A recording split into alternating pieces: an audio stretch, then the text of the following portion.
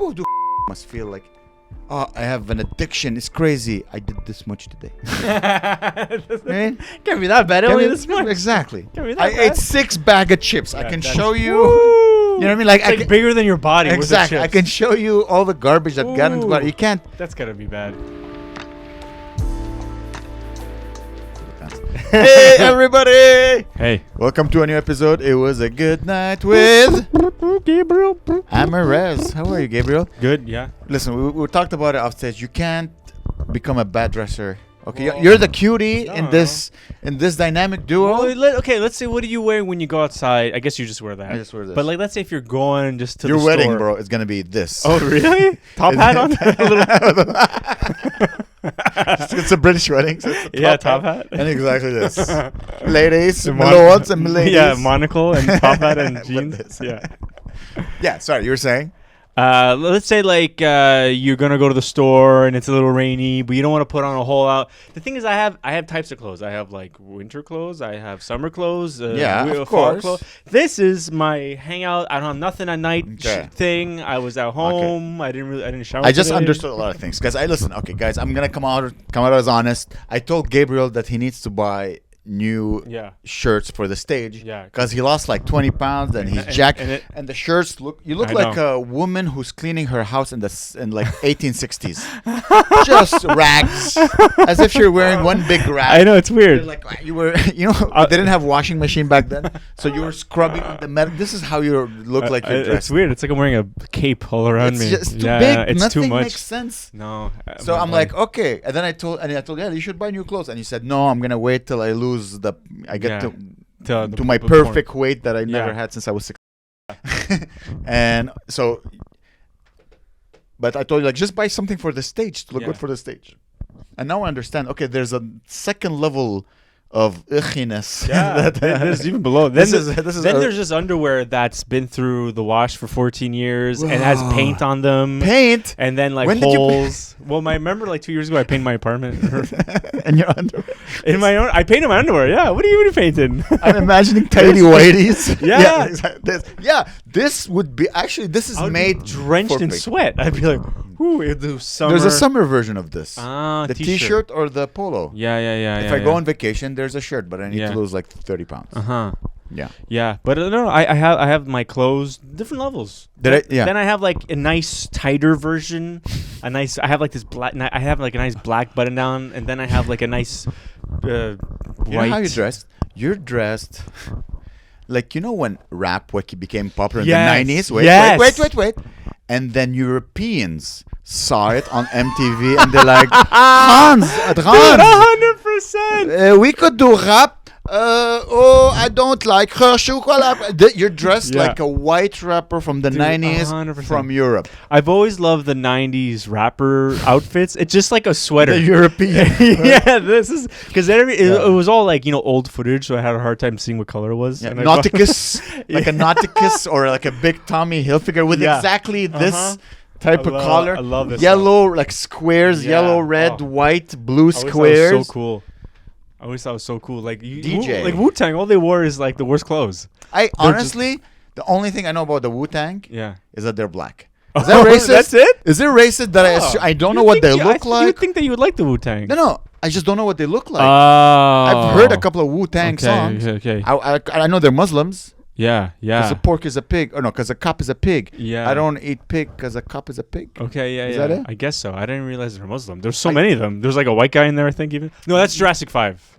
Jurassic 5? Yeah, there's a rap group called Jurassic 5, which is with Big Daddy Kane and all these guys, and they're really good too. It's like a super rap group. Yeah. Whoa. They all sound the same, by the way. I'm still imagining Jurassic Park the movie. Welcome to Jurassic Park. It's just black. In cages. Oh. Welcome to Jurassic Park. Oh, yeah.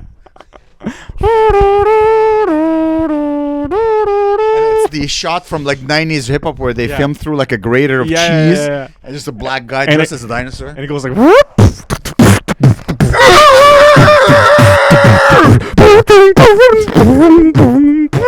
See? That's pretty good. Oh, nailed it. A rapper from Europe who does black music, but he's white. Fun. Hey, off to a good start. Any lessons? Anything you learned this week? Anything fun, interesting? So I realize that every time I go to I have so much spit on this thing. Every time I go to the dentist, Claire tells me. So I talked. When you go to the, do you go to the dentist ever? For the listeners, this won't be part of the short. Gabe has a thing with dentists. It's like me and 9/11. I don't know. I think you were by a dentist in your childhood, so it's just like the dentist. I know. Claire tells me every time I go to the dentist, I come back with like hours of stories and like and then like learnings and understand.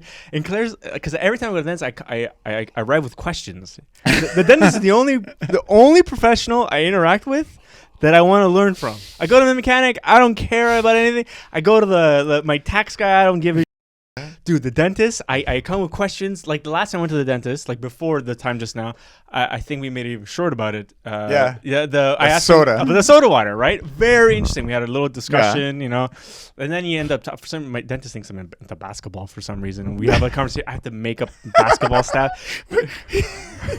We have and you just continue playing with it. He's like, "Oh, you excited for the March Madness?" I'm like, "Well, yeah, it's April." I don't know. I didn't watch it. You're both lying to each other. I know, because no one wants to tell the other the truth. I know. So the last time I went to the dentist, I brought my retainer because my retainer became loose, right? And I. Because you're losing so much weight. Yeah, dude, it's so fun. Okay, that's your teeth. You're like, dude, this is actually perfect. Because I go, the dentist wasn't there right away. It was the hygienist, and she was cleaning my teeth. And I told her that my retainer was loose, and she was like, "Oh, really? Like, really, it's loose?" And I was like, yeah. It's like, she's like, I never heard of that ever. Like, usually people who don't wear the retainers, it gets tighter because their teeth. And I was like, sorry. And I was like, I don't know, like maybe loosen up. She's like, I never heard of that ever in my life. And I was like, okay. And then she was like sitting doing my teeth, and then she would stop every once in a while and be like, are you sure it's tight? It's looser? And I was like, yeah. And then she was like, at the end, she's like, I don't know, what could it be? Like, did you lose weight? And I'm like, I did. But I was like, I did, but would it change the shape of my skull? Yes, there's less fat in here now.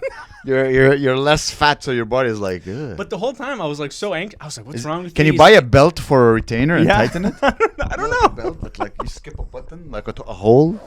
Probably, I don't know. And that like because it's such an over a period of time, right? Like my teeth, whatever. And the dentist comes, and then she was like, "Oh, his retainer's loose." And he's like, "Oh, yeah, it happens all the time." So she's as dumb as you. She's just crazy. I was like, "What you?" I thought like maybe like my gums were eroding or whatever. Like my mouth was getting smaller. Getting a 6-pack of the cheeks. There's less fat. Oh, that's hilarious. She was like, the dentist was like, yeah, it took 2 seconds. He had pliers, and he used pliers. I have a question for you because we met a dental hygienist at one of our shows. By the way, you guys missed it. Club at Water was amazing. Thank you all for coming. Yeah. And she's a dental hygienist, and she's gorgeous. Remember the really gorgeous lady? Oh, yeah. She bought a mug, yeah. Yeah. So, Lena, if you're listening, hi. So apparently someone slid in my DMs, a girl, and she told me, by the way, you should know, it's common knowledge that all dental hygienists are really hot. Oh, really? Yeah. Is your dental hygienist hot? No. Oh. But by the way, I can't even see. Wait, was she hot? Like when she was, imagine when she was young. Maybe she's a little older now. She's probably like 48 or whatever. So imagine when she was 20. Would you like? No, because she was. I mean, I don't know. Whatever. Also, I think my dentist is still terrified of COVID. Yeah. Because they still have all the plastic everywhere, and they still wear full head to toe. Like they wrap their whole body, masks, whole thing, shield, everything. They wear rubber gloves. I guess they're supposed to, but like. Yeah. Guys, there's no more COVID. The guy eating his like tzatziki with chicken. I know. All right, open up. There's no more COVID. It's okay. We cured COVID. You need a toothpick, bro. That's it. Funny. Instead of giving you a toothbrush, he gives you a toothpick. That's good. Because they have like this big aluminum vent that comes right through, and I have to step over when I get into the. I swear to God, and it just sucks all the air out. Dentist offices are so cramped. Yeah, weird. Because we're poor. But she's I mean, she's all right. She's pretty. She's okay. She's old. Anyway, so sorry. I guess not. I guess another theory. She might have been hot when she was young. You should ask her, like, hey, can I see what you look like when you were 20 naked? Okay. It's. I think we're gonna be the first generation of people in their 50s who casually have naked pictures of them when they were young. If you think about it, your mom is a very beautiful woman. Let's start by saying this. I'm being completely polite. Maybe when she was young, she did a couple of boudoir photos. Yeah. But what, like 10% of the population did boudoir photos back then? Probably nobody. But now, people are going to be in their 40s like, oh yeah, fucking, I have 30 pictures of my from 2023, you know? Literally pictures of my... I can show you. Exactly. Yeah, pictures. You know, this is your years ago. Facebook memories, but 18 plus. This is your 18 years ago. Oh, interesting. I wonder if people will browse. Yeah. Do you keep nudes? No, I don't keep like ex-girlfriends. Oh, I thought it meant me. Just being like,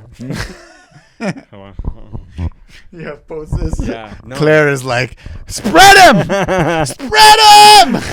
Do I have any? No, I definitely don't. Cause you can delete this if you want to lie. No, I don't. Cause I don't, and then I do. I have so many pictures of every single. I don't have any databases. Like I have nowhere. Like I don't have any hard drives. You don't have hidden photos on your phone?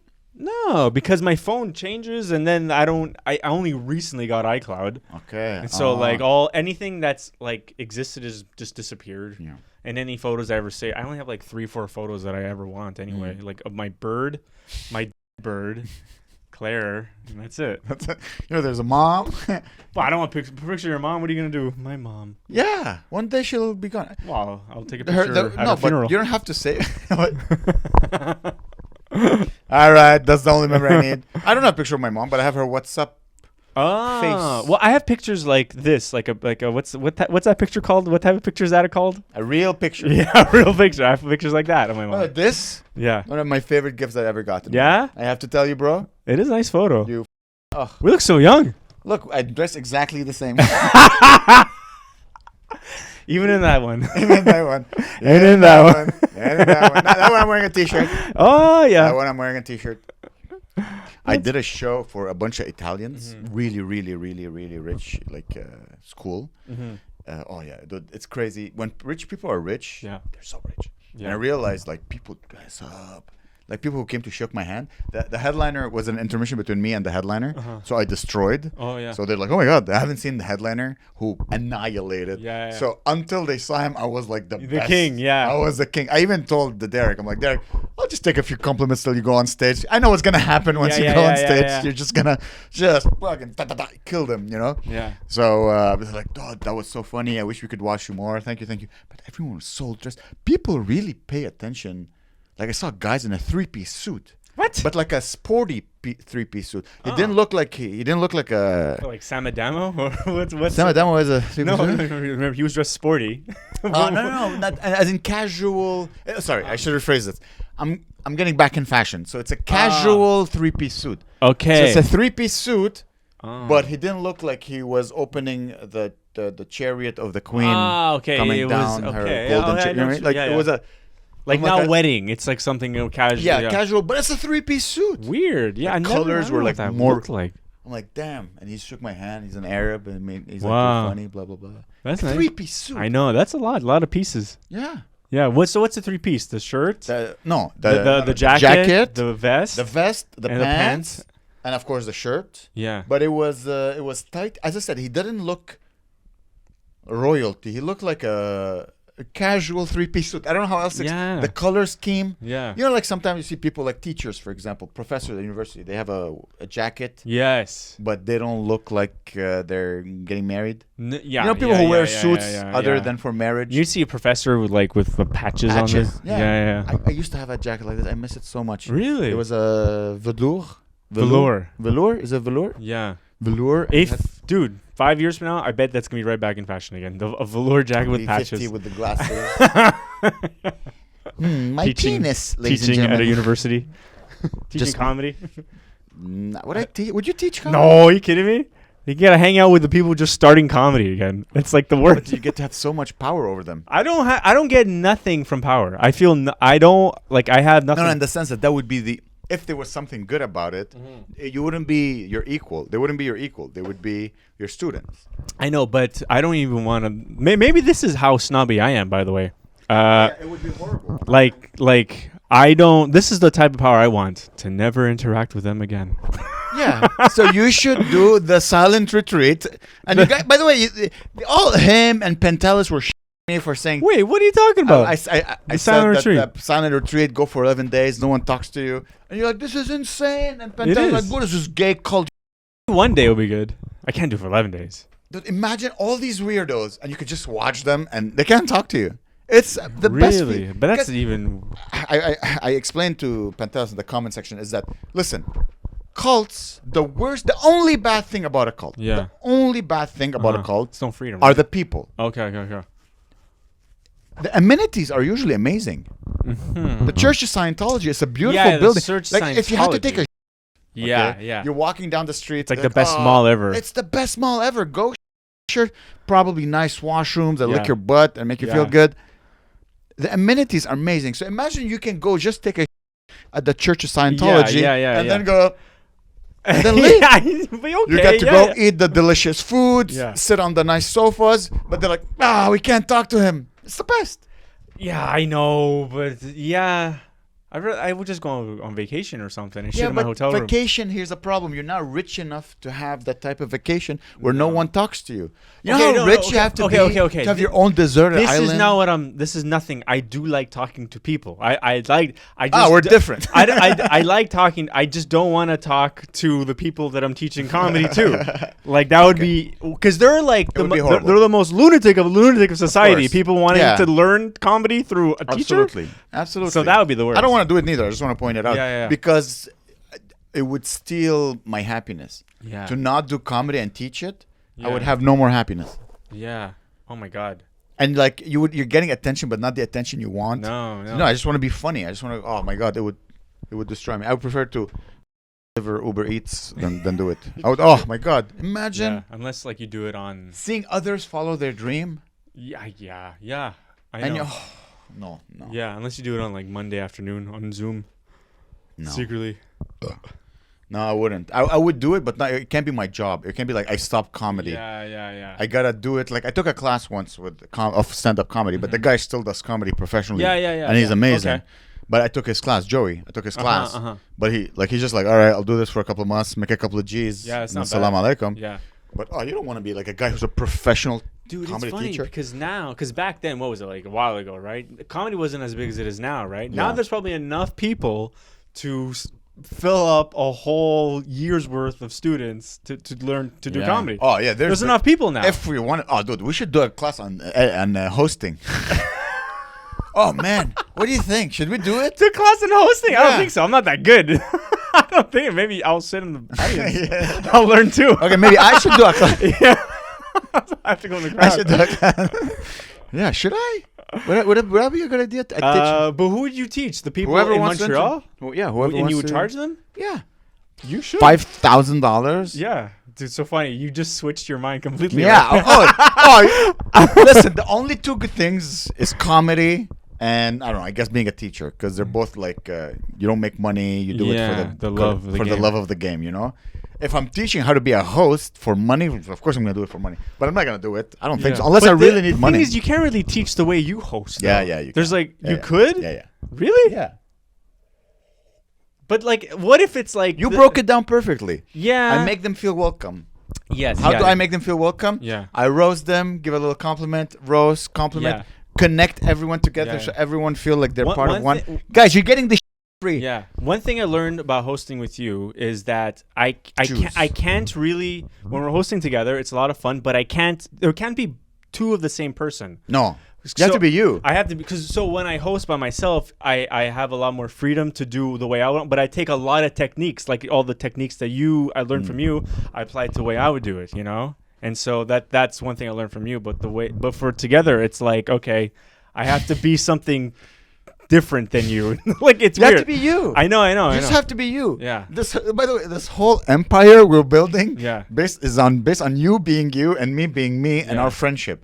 If you start looking like me and dressing like me, a lot of color, shaving your head, growing your beard. Yeah, it's true. This is cozy. Yeah, this is cozy too. I know, but this is like home cozy. I'm like, it's like living in blankets. Listen, if you stop caring, you want to be cozy everywhere. I'm cozy everywhere. Yeah. Because listen, I'm good at my job. Mm-hmm. I get late from time to time. Mm-hmm.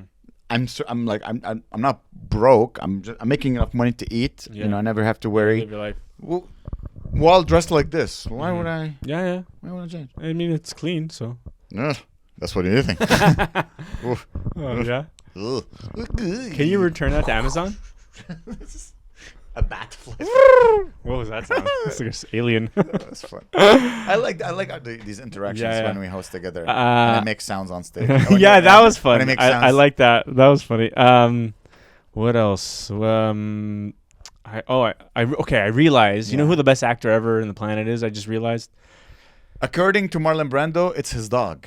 Oh, really? Why? What does that even mean? Because look, he's acting as if he likes me just because I give him food. He's the perfect actor. Oh, that's awesome. He said that? Yeah. Oh, that's really something like that. That's interesting. Jeez. Oh, who do you think is? Well, I don't think he's the best. I don't think that actually. Like, it's funny. I didn't have time to think about my statements as I said it because I didn't know how to approach the subject. But I listened to an audiobook read by Tom Hanks, and it's like a 10-hour book, right? So it's him acting for 10 hours straight, and the book, look, the writing, it was good. It was fine. Not the greatest. Yeah. He elevated the story to the most emotional, beautiful. Like, at first you're hearing me read it, you're like, it's just Tom Hanks. And you're like, God damn, like, he just became the guy in the book. Yeah. Like, it was amazing. Like, I believe Tom Hanks was his character. He's a storyteller. Dude, he was unreal. I couldn't believe it. Like, I always thought Tom Hanks was overrated. This guy is literally America, this guy. Like he is the embodiment of just warmth and happiness, and you know. Yeah, there's not many of them like him. No. What bothers me about him? Well, first of all, let me compliment him and then shit on him. Because I don't like Tom Hanks that much. No. You have to remember, before the invention of TV, actors existed. Yeah. Okay. And let's go back. You're in a small village. It's the 1600. It's at night. Okay. There's a couple of lights on. The whole village is get together. Yeah. And then the actor comes on stage and he's like, gather around. And then he regales the crowd with a story. That was the initial actor. Mm-hmm. Every village had one actor. Yeah. So he probably, like, that talent is passed down. Millennia like old. It's in his DNA probably, you know. They just now there's a camera to make you showcase that talent. He's a pure actor. Yeah, he's blessed also with like the perfect voice. Like he has, and it's not something that he's like developed or whatever. It's just like you're born with this kind of voice that like some people have amazing voices. It could like deceive you, you know, or it could lure you in, or you can use it for good or bad, you know. Your voice makes you very likable. Oh yeah, yeah. Some people have just amazing voices. You hear them talk.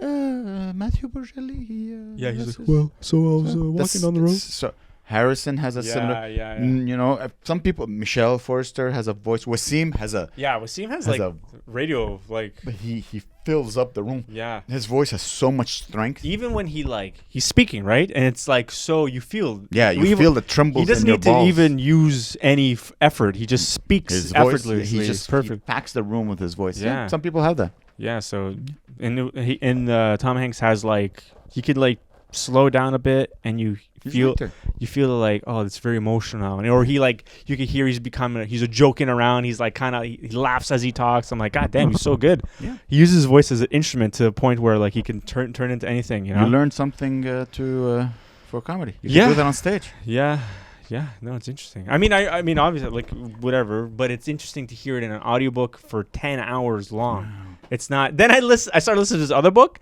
and the guy's got the worst voice. He's like it sounds like he's forcing the. He's like, it's the worst. It's like I can't listen to this shit. A lot of people. I'm gonna have to disagree with Joe Rogan on some things. Okay, a lot of people say that the author should read the book. Yeah. Okay.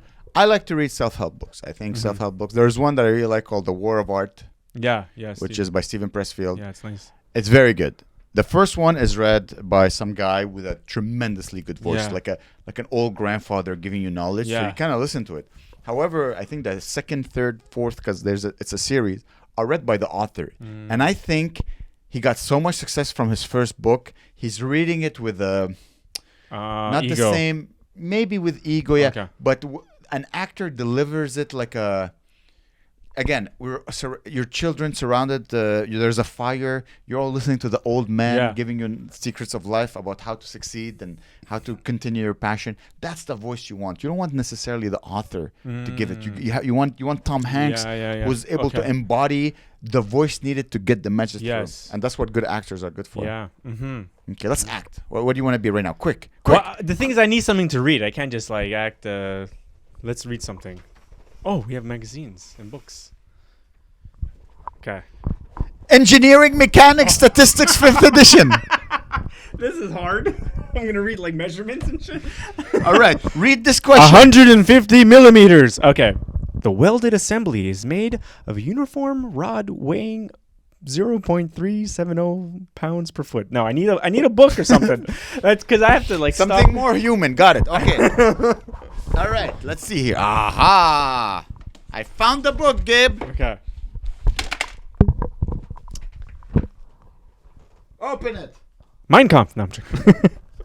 What is this? The Quran? Oh, what is it? What is this? It's the Quran. It's so little. No, it's because it's makes sense. It's not allowed to fill the. That's fine. Not all rules, right? Those animals.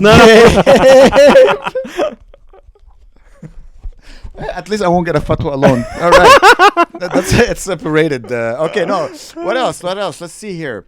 Okay, just say stop. Wait, stop. I think you stopped over the Quran again. Oh yeah. What is that? The smartest book in the world. Greg Proops. Yeah. Okay, I'll read it like Greg Proops. Well, Caesar was an opportunist who came late to the game. His was a life adventure, hardball politics, and terrifying wars. That's Greg Proops? Where's the Oh, no, I was doing me. I love reading out loud, by the way. He slayed 1 million foes and got with every woman in the empire and plenty of men, too. If you believed every... Whatever. All right, let's see if I can. Okay, this is Gabe reading. Now, okay, you choose a book for me. What about a magazine? One of those? A magazine? Yeah. Okay. Yeah, there. That was stupid. I'm just going to take the top one. Oh! Whoa! It's me! T-Pain. Not T-Pain. Lil Wayne. Lil Wayne. Dude, what about Lil Wayne? I used to love Lil Wayne. I have, but if you're listening to this, I have about 30. How many do you think there's? Like 50? Oh, man. This is all old Rolling Stones from 2011. Wait, no, that was 2001. Sorry. So, I'm like, do I have? You're like, yeah. You have the 9/11 edition of Rolling Stones. What should I read? Ready or Not, Lauryn Hill tiptoes back to the stage. An appearance by Lauryn Hill, one of pop's great recluse, is so rare that her fans are willing to put up with all sort of indignities to see her play. Dude. So, despite the 125 tickets and the 12:30 a.m. start time, the 200-seat New York Jazz institution, the Blue Note, drew a sellout crowd that spilled halfway down the block. The show was part of a winter mini tour Hill launched in late December, starting with a few U.S. festival dates last summer. Yeah, not bad. I realized I'm just reading like the news. This is because it's the news. It is. It's not a story. I'm reading. I told you I'm still reading The Brothers Karamazov. Yeah. If I just read it, I feel nothing. But if I read it like Tom Hanks, no. In my head, on your head. Like if I read it and then I had I'm captivated. But I just go like man. If I read it just like this, it depends what type of book it is. Like if it's a non-fiction book, it's just facts. Like and interesting ideas. It's easier to like process it as like information. But if it's a story that's human, you need to read it from the point of view of a human. I have to. I read it like I'm reading it to a child. Then the guy, and then the man approached. Like I'm really like I don't go like, and then the man approached the other guy, and then the man approached with his eyes. Especially Dostoevsky, the way he writes. One sentence is like 3 pages long. Whoa! So you have to like imagine he's writing a movie. How do you find the right translation for those books? You just go on the internet and you say like, okay, what's the best translation? I winged it. Okay, because I'm not your friend. You have a friend who's like he recommended me. I think he recommended Dostoevsky book. Peter. Yeah. He's like, But he's a book snob. He read every single. He's like, oh, don't you even consider reading this version? You have to read this version and this version only. It's the hard. other versions are garbage. I'm not even going to try. Like, how do I find the right one that isn't? What if, like, how different are these? I feel that, you know where I feel that? When I try to read stories like this, because it's a story. So you just end up maybe with a less good movie, version of a movie. Yeah, okay. But, for example, when I read, like, old Latin, like... or old Roman, like what's his name? The guy with full of knowledge. Oh, Plato or Socrates. No, but Aristotle. He one of those guys. He wrote. There's a book that he wasn't supposed to be published. I don't know if it's true, but apparently it was just his memoirs. Oh. And they got published, but they weren't supposed to be published. So it's like, ooh, you get to read his secret thoughts. Oh, like Hegel or one. No. It's somewhere here. Hitler. Again, it's not Hitler. Hitler's book is not by my bed. Oh, it's crazy? It's framed. I bing bang bada boom bang with a girl who had a copy of Mein Kampf. Oh yeah, like ironically, or you say that as you play with coins. There's something. I know. Why do I? There's something racist. No. By the way, guys in the comments, take it easy on the Jews. All right, take it easy on those guys. Whoa! Don't use our comments as a way for hate. Come on. Oh, I mean, or use it. I don't care. Yeah. Oh my God. Look how big this sweater is. But this is supposed to be. This is also my snowboarding sweater. This is where I wear it. It's warm, and I go. This is the perfect sweater to go snowboarding because, like, it is kind of like you're on the hill. You're zipping down. You unzip your jacket, like, and you're wearing even bigger pants than this, and then but you feel very like you're in the 80s. You're like, it's almost like because you're like sweaty and you're like, you grab a beer, like wow, it's like in the movies. Yeah, it feels like that. It's really cool, and you have big boots, and you're like you skeet for like 8 hours, so you're like, I'll have a beer, refreshing, you know. It feels like you're in a movie. Remember at Club Atwater, there's a guy who said he took his lady on a first date skiing. That's so rich white, like, because you don't look sexy. You're like, that was so funny.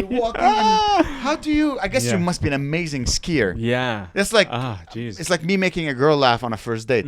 That's my strength. Well, that's why. Was it on like Mount Royal? Or did they just go down the free? Yeah, that's what I would take her like. The crazy carpet. The crazy carpet. Yeah. I'm like, well, want to see me have inertia? Right. I'm fat. I'll go very fast. That's cute first date, but not really. You'd have to have a lot. I'm 40. I can't. Yeah. No. Plus, for me, dates is like I told you, women are.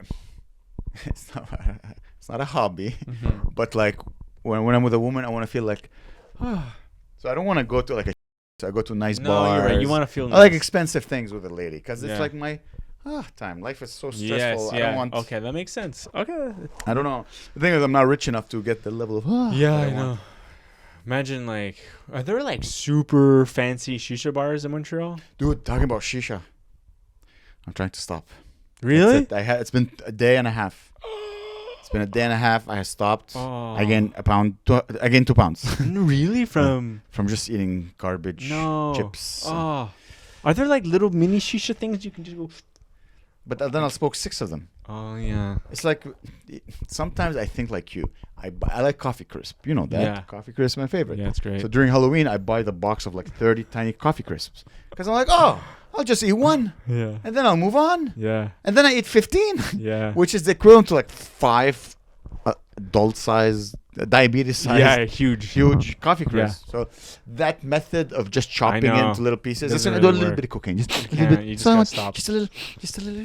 People who do cocaine must feel like, I have an addiction. It's crazy. I did this much today. Right? Can't be that bad. Only this much. Exactly. Can't be that I bad. ate 6 bags of chips. I can show you. You know what I mean? Like it's bigger than your body. Exactly. I can show you all the garbage that got into the body. You can't. That's gotta be bad. Oof. I think I don't know. Yeah, I do love eating like. But no, I told you. You dress like. Start eating like. Yeah. You start dressing like. Homeless Jamiroquai. If Jamiroquai's career never took off, this is. He's just dancing at home. No, he's dancing on the street. Oh yeah. And they're like, poor guy. Well, we're living in. Let me tell you. and then his teeth fall. No. In his head, there's a big. He's driving his Ferraris, but he's just on the street, just like. Damn Jamiroquai. Oh no. Oh man. Oh man. Imagine. Oh, it's worse than waking up from the Matrix. You wake up poor. Yeah. What would be worst? What would be worst? What? You wake up like. And you're in the like you remember the movie The Matrix? Oh yeah, they're in the metal world or like the future. You're in the future. You're a battery to power to power AI, and this is the real world. What would be worse, this or you wake up and you're poor? You wake up, you're really, like homeless poor. Oh dang it! That would be so. All bad. My life was a dream. What would be worse? I think it would be worse to wake up homeless. Like, yeah. I would rather be like shooting robots and like flying through space and stuff. Yeah, exactly. Like, you're like, hanging out. Okay, well, my whole life existing, my mom was not real. Every one of my loves was fake. That would be better than waking up like, I can go to the dentist again. I know. Well, yeah. Well, either way, like both worlds, you're kind of like super poor. And then one world is like you don't have any place to live. Well, in one world, there's no money. Yeah. All humans are batteries. There's no. Oh, okay. There's no hierarchy. I was thinking of like in the Matrix 2 where they're like they live in caves and stuff, and they have like raves in caves. Remember that? And they're like they're raving in caves. If we lived in that cave, you would be dressed amazingly. They'll be like, whoa, damn! Look at the fleece. Is that fleece? Jeans. Where did you get jeans? But we have to live in a cave for you to be well dressed. Yes, yeah. Claire was like, "Please don't leave like this," and I was like, "Why?" I knew it. I was like, "Why?" I knew it. I was like, "I just want to leave," because I knew it. Because I told her, I'm like, "Listen, if I don't leave right now, I'm gonna be late. So I need to leave right now." I appreciate the fact that you're. More on time than me. I have to say this. I was like, we complete each other. No, it's all I'm never on time. But I don't forget things. You're always on time, but you forget things. You see, you complete each other. Yin and yang. You did this, and I saw, dude, your pants are so 90s. Even your underwear are 90s. Oh, really? Look at this. Can you stand up and show the people? I make you stand up a lot. Look at this. Doesn't he go, You know this? You know what you need right now? What? Like Puff Daddy behind going, another one or whatever. And then you like your maze, awesome. And then it's like something produced by Puff Daddy. Yeah, that's your Puff Daddy. You dress exactly like Puff. I wouldn't even know what would be my style then if I were to dress like get nice clothes. What's like new? I told you the Hawaiian shirt look was amazing. But I need those ones are gonna be huge on me now. Buy new ones. I know, but they're not in the stores yet. I have to go and like everything is online. I have to drive down to Miami to find. No, but don't you always go to like a used clothes store to buy? But clothes? They have like this there still. Just go online. But it's always gonna be either super expensive or like scam or something. Or maybe that's why people who are really always in shape are always shirtless. Because that is my goal, like to jog shirtless. To jog shirtless. You're getting there. Your nipples last time looked great. You did. We could record the podcast shirtless. I know Mark Norman did a couple times when he was in like a tremendously good physique. Oh damn. Yeah. And I'll be like, yeah. I sent you a shirtless video. You did. I didn't notice that. I just noticed the stupidity of the video. How hairy I was. It looked like I was wearing a shirt. I didn't even notice that. You didn't? You're underwater. Oh, yeah. That brought my attention more than the fact that you were shirtless. I've seen male bodies. I'm not. Oh my God! Look, he's hairy. But did you see how hairy my shoulders were? You're a man. That doesn't like. You're a man. Yeah, that's true. I grew up with shirtless men in their 30s as a child. I know what a man's supposed to look like. I grew up with so many Greek people. Yeah. I was the only one that was this hairy, though. Yeah. All my friends, they weren't. I have one friend that's probably hairier than me. No, some people shave. There's a lot of shame associated to body hair. Yeah. Dude, there's literally things where like shave your own back. Maybe if you shave your own back, a woman will kiss you. Like that's the whole business plan. Okay, I need to ask these No, guys. just maybe they did, but who cares? You're a man. You're supposed to be disgusting to me. Yeah. So it's great. Okay. If I look at you, I'm like. then it's your problem. I'm like, oh my God, exactly. Then it's your problem, man. But even if you had a 6-pack, I would still not want to. No, you're not Brad Pitt. No. I'm only gay for like Brad Pitt. Yeah, and Andy Garcia. Andy Garcia. Yeah, Vlad QC. Yeah, you got a problem with me liking Andy Garcia? Huh, buddy? Andy Garcia. Shout out to Vlad QC. Yeah, he's great. Yo. Yo. Yo. The official yo man. The yo. Vlad. What's happening in McGill? You've seen the news? Yeah. So apparently there's a bunch of young people. Yeah. They decided to protest the war. Wow. And the way they're doing it is that they're protesting on the McGill campus. Mm-hmm. Now, I don't know how you feel about this, but personally, it's okay. It's a very non-violent form of. They've been doing stuff like this since the 60s. You know, let them. People. It's annoying. A protest is supposed to be annoying. Yeah. That's what protests are for. If they weren't annoying, no one would talk about them. No. So let them be annoying. It's okay. However, I just find it funny that they chose the McGill campus. Literally one of the most beautiful campuses in the world. That's like one of the few places that have enough space to care. They're not going to go to, listen, we have like 3-4 universities in Montreal. You go manifest, protest at Concordia. You have to protest in the streets. And then Arabs are going to beat you up because you're blocking traffic. They're like, but we're doing this for Gaza. Like, yes, but I need to park my taxi. Like, you can't do it at no. If they want my respect, go do it up the mountain at the Université de Montréal. But then you have to go up the hill. They're not gonna go up the hill. If you're really ballsy, go protest at you come next to the guy doing heroin. Yeah. And tell him, but Gaza. And he's like, he's dying in front of you. Oh, that's funny. It's just funny, It's just funny. Oh, the most beautiful campus. You know where they're setting up their tents and stuff? They're doing it right where they have the graduations, because they don't do graduations inside the university. They do it like on this big tent. So now they're like, what do we do? Like, we need to have a graduation, so they might have to call the police on them. Yeah. Which is that's the whole idea, is to be annoying to the elite while they're part of the elite. Yeah. It's a whole thing. 2 weeks before that, and also McGill. Let's be honest. There's a lot of Jews who go to McGill. Mm-hmm. So now I guess they're like... Yeah, exactly. And I think they take a lot of money also from Jewish organizations and stuff like that. Listen, I went to McGill. I had a great time. Met a lot of fun Jews. Here's the thing. When you're an engineer, the identity of an engineer is so big. Sometimes it's feel that's bigger than your religion.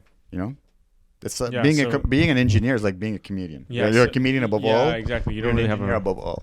So I met a couple of Jews over there, friendly people. They're just people. Yeah. Stop hating on them in the comments. I mean, actually, it's better for them to hate in the comments than in the real world. Yeah. There's no religion. There's no online Allah. No. It's just everyone's stupid. It's just you're all comments. That's all you are. You're comments. You're all comments. Real. You're either a creator or a commentator. Yeah, and then you see some people have like their faces in the comments and they're saying crazy stuff. And I'm like, dude, it's your face. But here's the thing. I don't believe that's true. That's because when is the last time you remember? You must know the guy in order to associate the hateful comment to the guy, right? How many times you look like a stupid comment and you saw a guy's face and the second after you forgot it? Yeah. You never remember. Yeah, 100%, yeah. However, if you knew this guy in real life and you saw him... You'd be like, what the? James Mancini. Yeah, you already have an opinion of him off stage. You already have an opinion of him in real life. Yeah. So you're like, of course. It just solidifies your opinion of who he is. I don't know. Plus, it's not porn or whatever. People are more ashamed of like porn than... They're not going to comment on Pornhub with a picture with them with their family, but they're gonna comment their anti-Semitism. Yeah, like, this is my wife, this is my child, and this is why I think it's not real. 6 million Jews died. They do that. You know what I mean? Yeah, it's true. Because there also is titty, anal. They don't comment on there with their family. They're also like, it's a group, right? So there's enough people in this group that it kind of becomes like anti-Jewish people. Like, let's say anti-Semitic people. There's enough of a society of these people that it's like they live in their own bubble, right? So there's no trouble, there's no rules. You can just say things like that and you won't get in trouble because you're surrounding yourself with a lot of people like that, especially if you're like certain parts of America, I have a theory that intro to racism starts with Jews. Oh, yeah? Yeah. Why? Because it's the most digestible, I guess. Because it's like you begin with this. Then it's like the black people. And then you move up to specific type of white people. Okay. And Asian. Yeah. Specific type of white people. So there's levels of racism. Okay. Intro to racism, something, because it's kind of in the...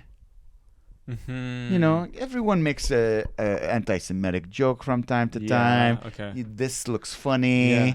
So they live amongst us. So you have contact with, So it's like intro to racism. Yeah. And then some people become experts in it. And some people graduate and then they start hating Asians and then black people. I would say, intro like racism 101, Jews.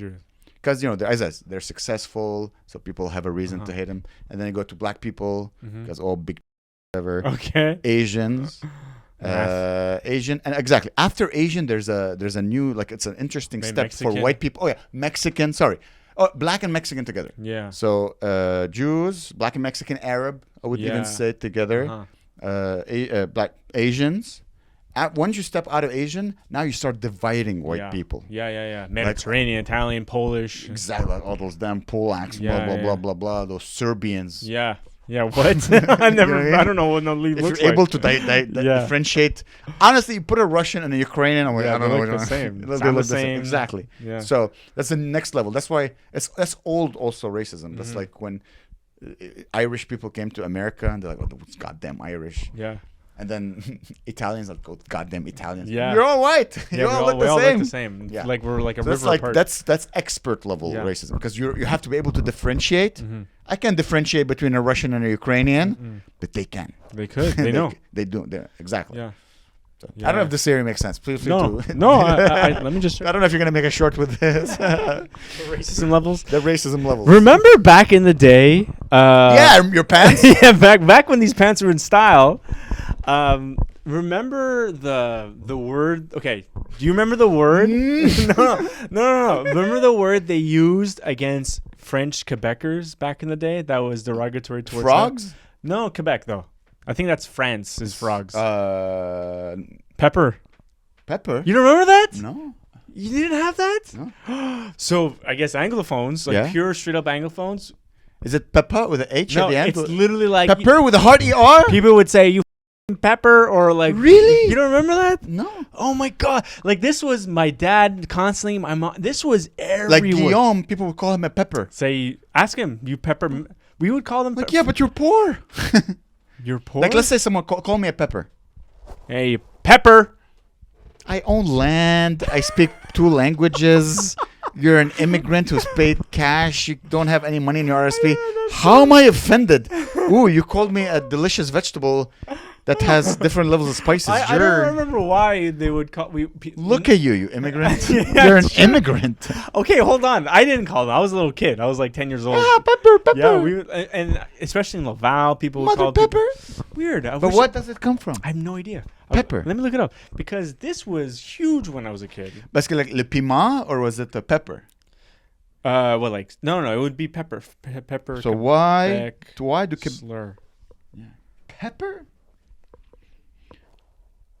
Huh? Oh, here we go. How a soft drink became Quebec's homegrown insult. Dr. Pepper? Ah. Okay. Ladies and gentlemen, all right, listen to this. Among the plethora of ethnic insults that traffic in food, Germans as krauts say, or Irish people as potato eaters, Pepsi deserves special mention. It's the only slur I know that is based on a beverage. The lexicography team for the Canadian Oxford Dictionary tells me the epithet Pepsi derives from the belief first held by Quebec Anglos in the late 40s that their French-speaking counterparts swilled Pepsi because they were too poor to afford Coke. Okay, this is what I remember. I remember something about this. They would say French Quebecers for breakfast. They would drink Pepsi and May West. What? Yeah, that was the stereotype back in the day. Il est un vrai Pepsi. I never heard that. No, I remember this. I say like they would drink Pepsi and they would eat May West, and that was their lunch or whatever. Oh. In the early 70s, the term pepper became more widely known by francophones and anglophones living outside of Quebec. Back home, Pepsi morphed among the Montreal Anglo-cognoscenti I have no idea. into pepper. Pepsi became pepper, an insult partially derived from another pop product, Dr. Pepper, back then available seemingly only in dépanneurs. Wow. Weird. That's so interesting. That is really bizarre. So it came from a soft drink because let's say like poor Quebecers, like people who live like in the, let's say a lot of them lived in Hochelaga back in the day, which is like really bad back then. Yeah. Now it's whatever, it's coming up. But back then, they would be like, let's say, very poor people, and they would go to the dinner, and there would be no Coca-Cola, right? They would only have Pepsi and Dr. Pepper, which Dr. Pepper's awesome, Pepsi's awesome, whatever. Coca-Cola number 1. I like Diet Pepsi. What? More than Coke. Dude, since the invention of Coke Zero, there's no reason for you to drink this. I think wild I like Diet thing. Coke better than Coke Zero. What? Get out of my house! But I like Coke regular better than all those. But I like, if I'm going to pick between because I tried all the Diet Cokes, it never tastes right. I find Coke Zero doesn't taste like regular Coke. Yeah, but it's the closest. I find there was one, but they stopped. What's it called? It was the OG Coke Zero. Before this Coke Zero, it was the black can. Yeah. It was so much close. Better. Yeah, I remember I think it was just real sugar. People they just been. lied to real people. I think so too. Because this one tastes different, or it caused so much cancer. Yeah. It was killing us, so they switched to this one. That's what I think. But Diet Pepsi, because then you know how there's Pepsi Black. What's it called? Pepsi Max. That I don't like. I hate that. Pepsi Max, does it have sugar? No, it's also. But Diet Pepsi tastes to me closest to Coca-Cola, which is very bizarre to say. I wonder if you mix. Let's say you mix. Start making your own thing. I probably wouldn't work. I don't think so. Hey, want to hear something really interesting I learned? And apparently it's a theory that makes sense. You know why? Let's say you have a metropolis. Why the east is always the poor area and the west is always the rich area? No. Okay, so apparently because of how Earth is and how wind blows, cool. the wind always blows from the west to the east. So during the development, during the industrial, when cities became real cities, the Industrial Revolution, where you had manufacturing things and everything, the air was dirty, was disgusting because you had manufacturing. So the rich people had the clean air because the air always blows from west to east. Interesting. And then the east is like, no one wanted to live in all the dirt from, imagine all the manufacturing companies just blowing into your neighborhood. Really? So yeah, that they say because of how Earth is, most of the air goes like this in the upper western hemisphere. That's why like Paris, it's like this. Montreal is like this. Yeah. I wonder if does the Earth only blow air in one direction? As I said, it's based from because of the rotation of the Earth. That would mean golf courses only run one way all the time. Because they wouldn't, if you want to play golf, you go. I don't even know. Who the hell knows? I don't know. That's a pretty interesting fact, though. I saw it in a short in TikTok. Well, not TikTok, Instagram. Yeah. And then I'm like, well, I'm gonna believe it's true till I die. It makes sense. True. Yeah. That this is what, because there's like a few cities in the world. There's exceptions to every rule, but apparently. Yeah. Paris, Montreal. Yeah. Wow. Interesting fact. I like that fact. I like the fact. I like facts. You sneeze in the west. See? In Arabic, when you sneeze, that means you're saying the truth. Oh. But I think it means you're saying your truth. Because that's what I remember. Your own truth. From what I'm not distorting the information that I got. I'll say this. Yeah. Yeah. Oh, getting old. You know what I started watching a little bit of? Bruce Almighty. I watched The Mask, but go ahead. Say really? That's funny. I think The Mask. No. So much. Sorry. I'm doing the same thing as I do on stage. No. I'm gonna say. Yeah. I don't mind. That's pretty funny. I like that. But Bruce Almighty, I remember loving this movie. I watched him watching it. I hate it. He's so annoying. Yeah. The whole time he's blaming God for all his problems. But it's Jim Carrey being like. You know, like if it's a real movie about a guy blaming God, he's gotten to the point where he's so desperate and sad, right? Yeah. And to think that God is his life is going so bad that he's blaming God. It would be more like a guy by himself being like, God, why? But the whole time it's Jim Carrey, so he's like, God,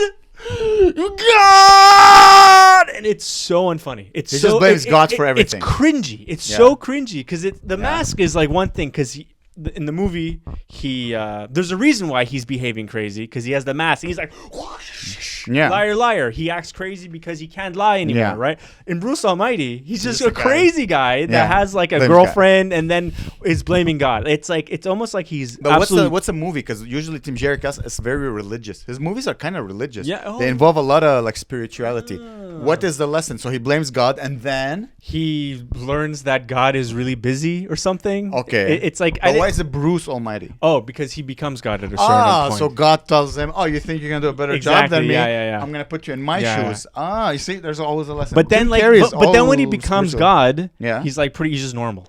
which is weird. Like who is he gonna blame? No, but like exactly, he doesn't act all like Jim Carrey's like. Yeah. He's just like now he's boring. He's God. God is boring. I know, but it's like it's just a bad movie. I'm playing devil's advocate about God. It's so weird. The Mask's way better. It's so much better. But The Mask, it's another very like we all wear masks. Yeah. What mask do you wear? Dude, Cameron Diaz. Oh yeah. Is like up there with Andy Garcia. Oh yeah. Oh my God. Young. No one is a Brad Pitt. Okay. Level. But she is kind of, I don't know, but she is just, there was like 5 weeks of her life where she was literally the most beautiful thing on the planet. And goddamn, she looks amazing. The way she's filmed. And also the music. Yep. Exactly. And back then, like film directors were all like creeps. So they're like, all right, let's film her. Okay, we started the and up. Okay, and then you turn, we see the okay, we zoom in the okay, Jim Carrey, come on in. Like this is how they introduced the hot girl. It was always like she's like, and like you see the perfection, just the perfection. It wasn't just like now comedy movies. It's like it's basically a transgendered man. Yeah, or you see like Euphoria or whatever. Oh yeah, and it's just like okay, we have a really hot girl. What's her name? Yeah, I know.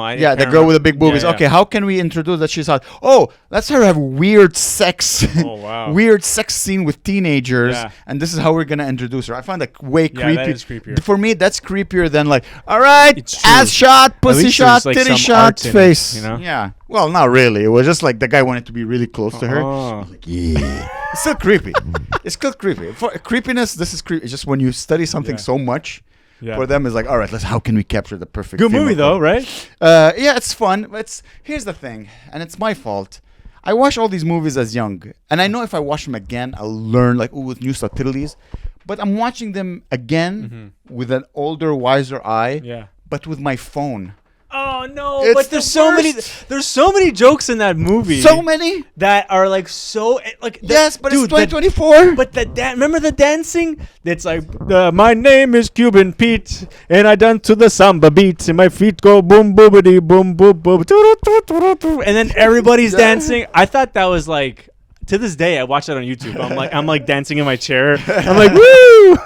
I think that's so cool. It's hilarious. Something about like dancing and Jim Carrey.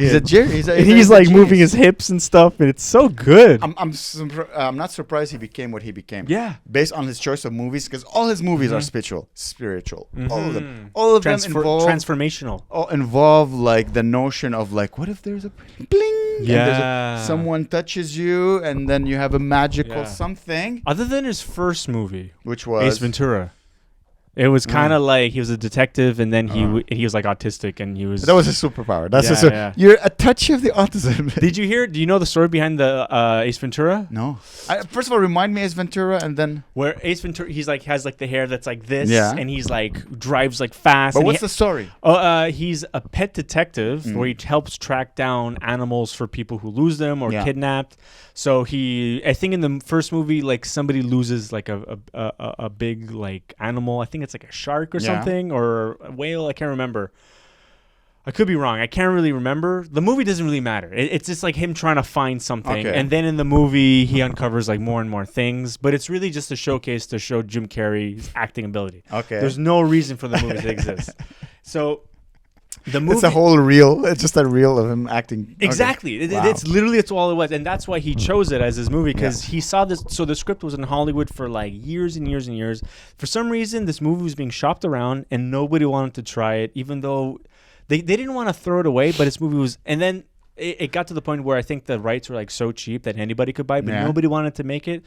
Jim Carrey was like in a few things. He was like in a TV show during the 80s, and then he was in Living Color for a while. He wanted to be on SNL, but he got rejected. So he had now enough money to then like kind of produce his own. So nobody wanted to touch Ace Ventura. He saw Ace Ventura. He saw the script didn't make any sense. He's like, okay, I'm going to make this movie the way I want to make it. Yeah. And it was like insane, crazy. It's his Rocky. Dude, yeah, exactly. He wanted to be the guy. Yeah. And he invited all these people to come to the premiere. Everybody was like, this is the worst movie I've ever seen. Everyone was like, that was in the cast with him in the movie theater watching from In Living Color. they were watching, being like, "Dude, this is the end of your career. This is the worst movie we've ever seen." And Jim Carrey's like, "Oh no, what have I done?" And then it opens, and it made like $100 million. And then the next movie is The Max, another $100 million. Then the one after that, Dumb and Dumber, $100 million. Just the next 3 movies, and then he just became Jim Carrey because of just like being like, "I'm gonna make this movie the way I would make it." Man, what a genius! And all these lines were just him. Like there would be, let's say there'd be a line to being like, "The dog's over there." He'd be like, "Okay, we're doing this," and then that would be the movie, you know. He had to be bigger than the movie. Yeah, he's a main actor. That's a main actor. He's a main actor. Yeah. Sometimes, if you want something to be great, you have to take the lead. Yeah, I get it. Yeah. Your hair looks so cool right now. Really? Yeah, no. Yeah. And there's like extra hair down your beard. So I just noticed. It's getting a little. Oh, come on. Don't be. Alrighty. Don't be that guy. Let me. Your hair looks good. Really? Let me I look. do, because Claire was saying my hair looked horrible on the way over here. So. But she let you go out dressed like this. I told her it's either this or be late. Homeless Jimmy Rock. Today we're recording. We gotta look the best. May 18th, man, Kingston, Ontario. We becoming Kingston. We becoming the Montreal takeover of Kingston, Ontario. The Montreal comedy takeover. Come love for a great show. Who's on the show? We got Joel Slavic opening. The Bombaclat Joel. Double on the Bombaclat. Joel Slavic. We got Al Babcock in the ass. Mr. Plantain himself hosting the show. Bombaclat. We got Oxtail Gabe Omassi on the show. We got the big jerk chicken himself. Jamaican party man himself. Amer myself. Headlining, yo. Ow! Brrrah. TikTok gunshot. We got the fire burning. Come on down to the show. Come down, man. Saturday, May 18th. At the Spearhead Brewing Company, man. Come to the show, everybody. It's going to be fun. Saturday, May 18th. The Good Night Comedy Show is on the road, baby. Bye.